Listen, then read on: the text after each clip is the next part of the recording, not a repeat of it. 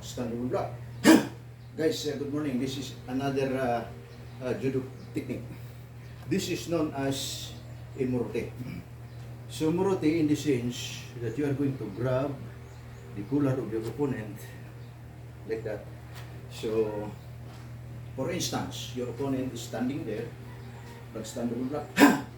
Chase him, break the balance, collar your opponent like that, collar, and then insert your body through to the ground by known as collar your opponent. So, sequence like this. Stand the block.